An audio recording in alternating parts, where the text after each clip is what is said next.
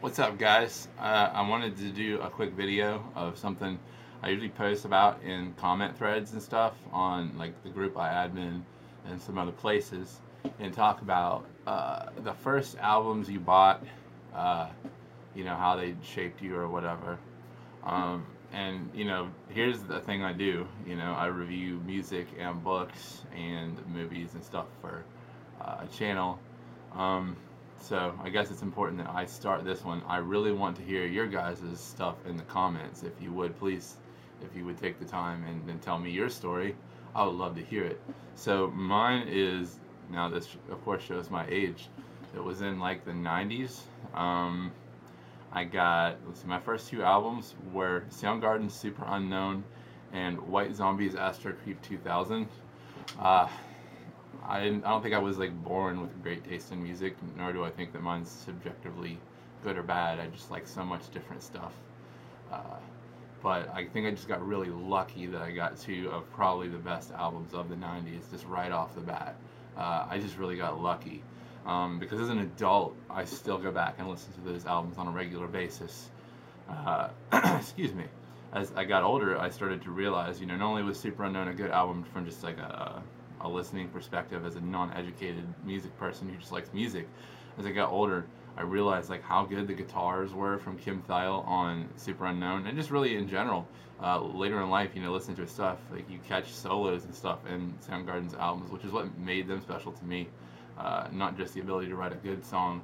There's so many things that make a good song. You have to have a good overall composition because some bands can write good riffs all day long, but if the compositions aren't there, it doesn't do anything for me or for most people, and I think that is a big key to success as a musician.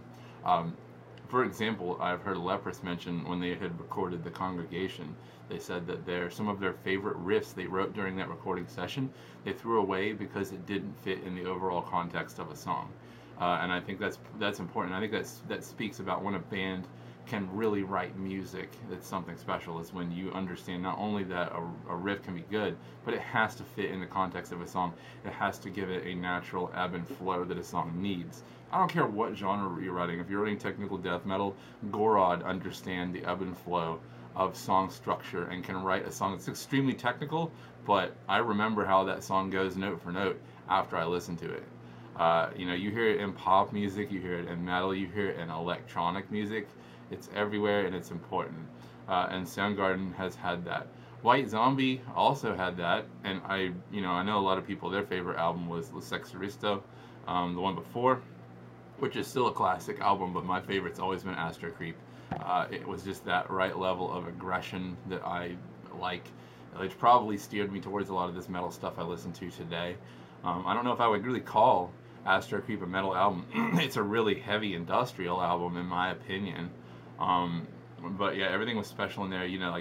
That was the beginning of my love for really cool samples. It had a lot of great samples from movies and shows and stuff. Uh, it had a lot of really cool riffs. I love the freaking distortion in the guitars. That was also a big push towards me in metal. I was like, where's more stuff that has that distortion in guitar that White Zombie had?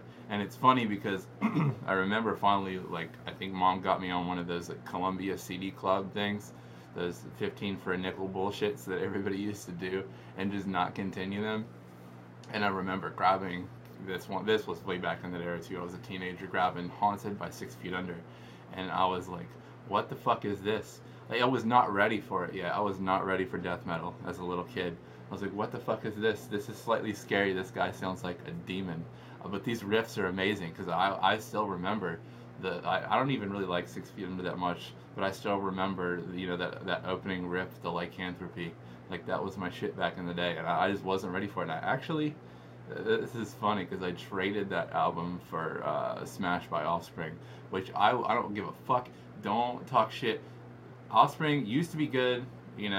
People don't realize like they've changed so much over the years, and it's okay. They deserve a lot of shit for the stupid stuff that they did when they got famous. But I will stand by Smash. Fuck you. Smash is a good album. The albums before Ignite was a good album. The album before that, which I can't think of the name, but yeah, they put out pretty good music before that. If you're like a Bad Religion fan, that was good. But once again, from that era, that was one of the earlier albums I got was Smash. But Uh, Tell me some stories. Like, tell me about the albums you guys got when you were younger that formed your taste in music.